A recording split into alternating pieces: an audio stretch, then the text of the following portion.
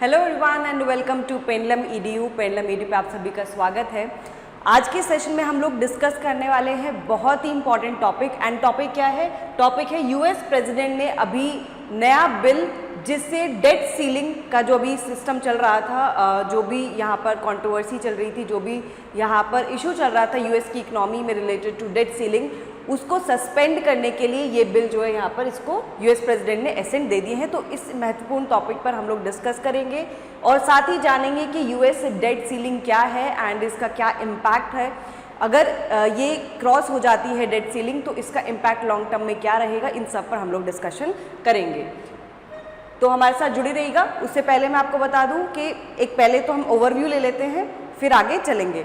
तो सबसे पहले न्यूज़ में क्या था, जो बाइडेन जो कि यूएस के प्रेसिडेंट हैं, इन्होंने एक बिल पे साइन किया है जिससे यूएस की डेट सीलिंग को सस्पेंड कर दिया गया है।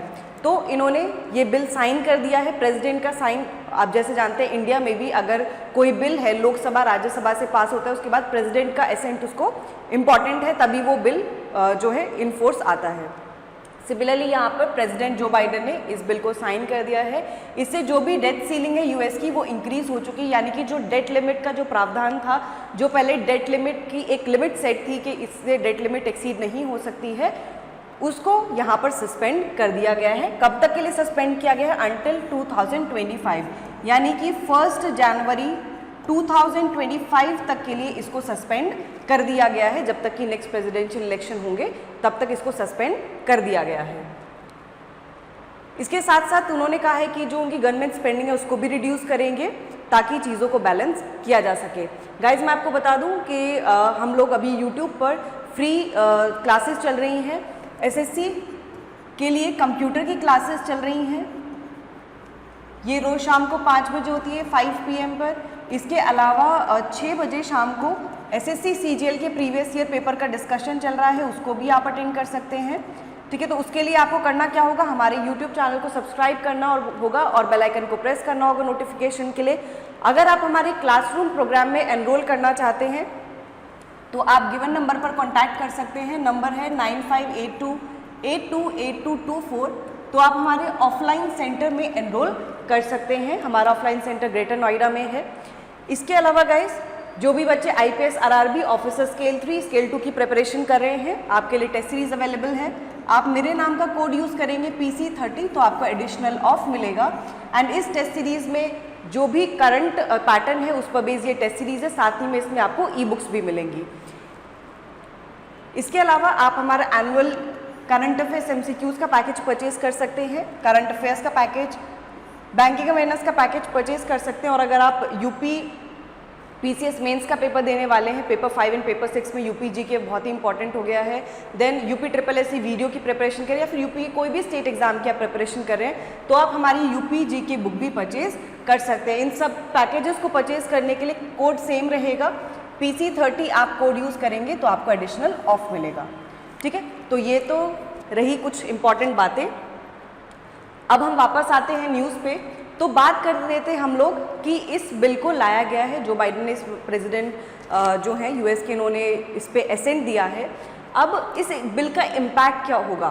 तो चल क्या रहा था, अभी रिपब्लिकन्स और डेमोक्रेट्स के बीच में यहाँ पर स्टैंड ऑफ चल रहा था। तो रिपब्लिकन्स ने मना कर दिया कि भाई जो कंट्री की बोरोइंग लिमिट है इसको हम नहीं बढ़ाएंगे, जबकि डेमोक्रेट्स क्या कहा था कि डेमोक्रेट जब तक ये एग्री नहीं कर जाते कि हम स्पेंडिंग को रिड्यूस करेंगे। तो फाइनली एक एग्रीमेंट हो गया है कि भाई जो भी यहाँ पर स्पेंडिंग होगी उसको रिड्यूस किया जाएगा एंड साथ ही में जो बोरोइंग कैपेसिटी है, जो बोरिंग लिमिट है, इसको बढ़ाया जाएगा। तो पहले यहाँ पर स्टैंड ऑफ चल रहा था लेकिन फाइनली एक एग्रीमेंट पे पहुँच गए। So bill this has been passed by the US senate by a vote of 63 against 36। तो यहाँ पर डेमोक्रेट्स की जो मेजॉरिटी है वो सेनेट में है, जबकि रिपब्लिकन्स की मेजॉरिटी हाउस ऑफ रिप्रेजेंटेटिव्स में, जैसे हमारे लोकसभा राज्यसभा है उसी तरह वहाँ पर house of representatives and senate है। तो सेनेट में इसको पास किया गया with a vote of 63 against 36। So US department of revenue ने वार्न किया था अभी कुछ समय पहले कि अगर इस डेट लिमिट के लिए कुछ भी यहाँ पर नहीं किया गया तो इससे जो भी प्रॉब्लम कंट्री को यहाँ पर प्रॉब्लम आएगी to pay its bill, there will be cash crunch to pay the bills. तो ये यहाँ पर वार्निंग दी गई थी।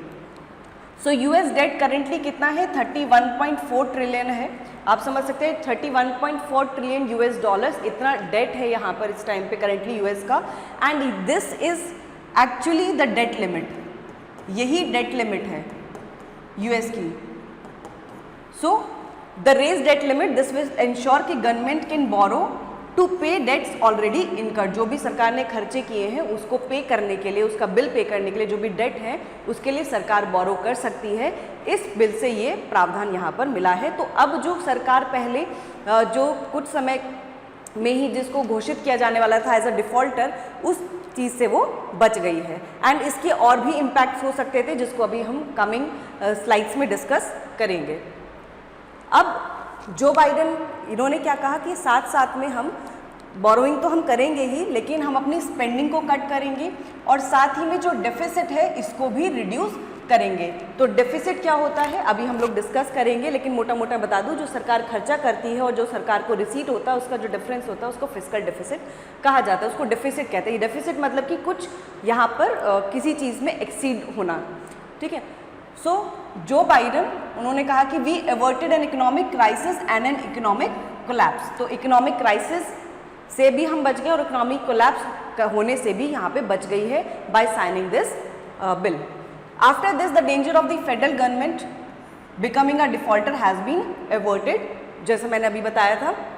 इससे पहले क्या कभी ऐसा हुआ था? हाँ, इससे पहले भी ऐसा हुआ था।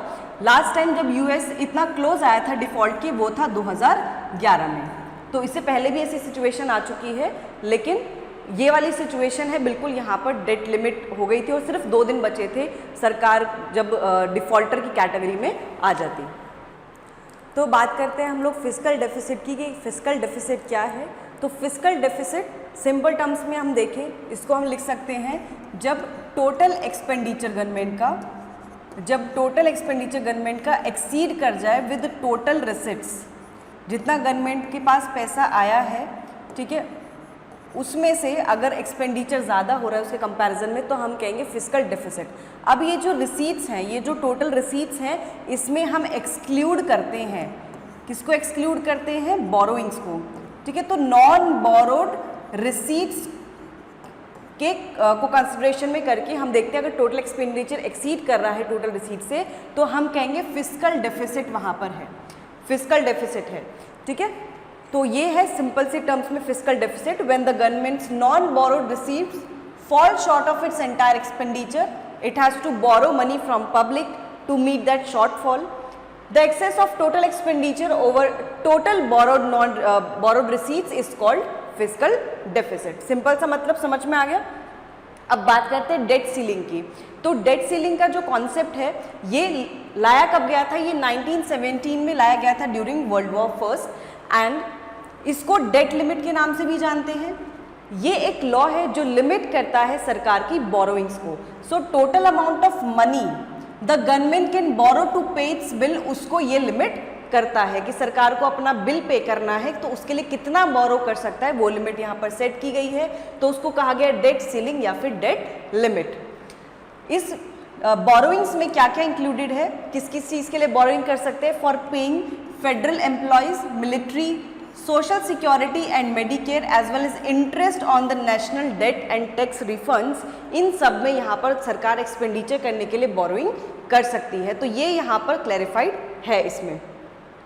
इसके अलावा जो करंटली कैप है कि कितनी डेट लिमिट हो सकती है, दैट स्टैंड्स रफली एट 31.4 ट्रिलियन डॉलर्स। और ये जो यहाँ पर डेट लिमिट है ये ऑलरेडी ब्रीच हो गई थी जनवरी में, बट जो ट्रेजरी डिपार्टमेंट है यूएस का, इसने एक्स्ट्रॉर्डनरी मेजर्स यूज़ किए। क्या मेजर यूज़ किए? इन्होंने मोर कैश प्रोवाइड किया गवर्नमेंट को, ताकि जब तक इसका सोल्यूशन नहीं निकलता है तब तक गवर्नमेंट अपना जो भी खर्चा उसका वहन कर सके। तो ये यहाँ पर लिया गया था। अब लाया क्यों गया था डेट सीलिंग, उसके पीछे की रीज़न क्या था? यूएस कॉन्स्टिट्यूशन में गिवन है कि जो कांग्रेस है इसके पास अथॉरिटी है to control the government spending. So, under US Constitution, Congress has the authority to control government expenditure और सरकार को बार बार छोटे छोटे एक्सपेंडिचर्स के लिए कांग्रेस की यहाँ पर परमिशन ना लेनी पड़े, इसीलिए ये कॉन्सेप्ट लाया गया था। तो डेट लिमिट के अंदर अंदर आप खूब स्पेंडिंग कर सकते हैं, उसके लिए आपको कांग्रेस की परमिशन की आवश्यकता नहीं पड़ेगी, ठीक है। इसीलिए ये डेट लिमिट का कॉन्सेप्ट, डेट सीलिंग का कॉन्सेप्ट लाया गया था। तो क्या ऐसा कॉन्सेप्ट इंडिया में भी एग्जिस्ट करता है? तो इंडिया में ये कॉन्सेप्ट एग्जिस्ट करता है, लेकिन यहाँ पर कोई डेट लिमिट सेट नहीं है। FRBM एक्ट आपने सुना होगा। FRBM एक्ट के तहत गवर्नमेंट ऑफ इंडिया अपना फिस्कल डेफिसिट टारगेट रखती है। तो फिस्कल डेफिसिट टारगेट ये क्या रखती है?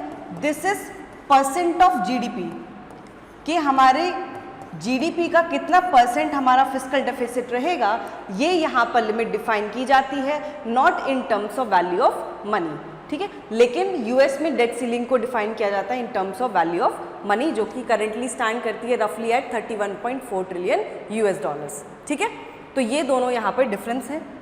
अब मेन क्वेश्चन यहाँ पर आता है कि क्या होता अगर US डिफॉल्ट जो इसका डेट पे है वो डिफॉल्टर की कैटेगरी में आ जाता, तो क्या होता? तो इम्पैक्ट इसका हम US की इकोनॉमी पे, साथ ही हम इसका impact global as well as Indian economy पर भी देखेंगे। तो सबसे पहले हम बात करें कि US की इकोनॉमी पे इसका क्या फ़र्क पड़ता, तो ऐसा कभी पहले हुआ नहीं है, तो एग्जैक्ट यहाँ पर इम्पैक्ट बताना मुश्किल है, बट मेजर इकोनॉमिक इम्पैक्ट यहाँ पर होता। गवर्नमेंट सैलरीज जो फेडरल मिलिट्री एम्प्लॉयज़ की है वो नहीं दे पाती, जो सोशल सिक्योरिटी चेक्स हैं जिस पर बहुत सारे पेंशनर्स डिपेंड करते हैं उसको भी ये पे नहीं कर पाते, वो रुक जाती। फिर इसके बाद जो कंपनीज और चैरिटीज़ हैं जो गवर्नमेंट के फंड पर डिपेंड करती हैं वो भी मुश्किल में आ जाती। तो ये कुछ मेजर इम्पैक्ट होते। साथ ही जो US की करेंसी है, अब क्या होगा कि अगर डिफ़ॉल्ट हो जाता तो US की करेंसी पे जो विश्वास है, जो कॉन्फिडेंस है वो कम हो जाता, जिससे उसकी वैल्यू डिप्रिशिएट हो जाती। वैल्यू डिप्रिशिएट होती तो उस करेंसी का इम्पैक्ट और भी करेंसीज पे पड़ता, जैसे कि इंडियन करेंसी पे उसका इम्पैक्ट पड़ता, तो इंडियन करेंसी भी डिप्रिशिएट हो सकती थी। यहाँ पे डिप्रिसिएशन ऑफ इंडियन रुपी भी हो सकता था। तो डिप्रिसिएशन क्या होता है? सिंपल से शब्दों में हम ये कह सकते हैं कि वैल्यू किसी के कंपैरिजन में कम होना, यानी कि जैसे $1 की वैल्यू 70 रुपीज़ है और ये वैल्यू बढ़ के $1 की वैल्यू 80 रुपीज़ हो जाए तो हम कहेंगे कि यहाँ पर डिप्रिसिएशन ऑफ रुपी हो रहा है। वहीं अगर $1 की वैल्यू 60 रुपीज़ हो जाती है तो हम कहेंगे रुपी का एप्रिसिएशन हो रहा है। तो ये डेप्रिसिएशन का कॉन्सेप्ट है। तो इससे डेप्रिसिएशन US की करेंसी में हो जाता, जिससे ट्रेड रिलेशंस पे भी इम्पैक्ट आता। कैसे? जो एक्सपोर्ट्स हैं वो एक्सपोर्ट डिमांड कम हो जाती, एक्सपोर्ट्स रिड्यूस हो जाते, तो वो ट्रेड रिलेशंस में भी उसका इम्पैक्ट देखने को मिलता। इससे पहले थोड़े समय के लिए यहाँ पर US डिफ़ॉल्ट में एंटर हुआ था 1979 में, लेकिन ट्रेजरी ने उस पर ब्लेम किया कि ये एक एक्सीडेंटल चेक प्रोसेसिंग इशू के कारण जो है हुआ था, ये किसी एक्चुअल डिफ़ॉल्ट की वजह से नहीं हुआ था, ठीक है।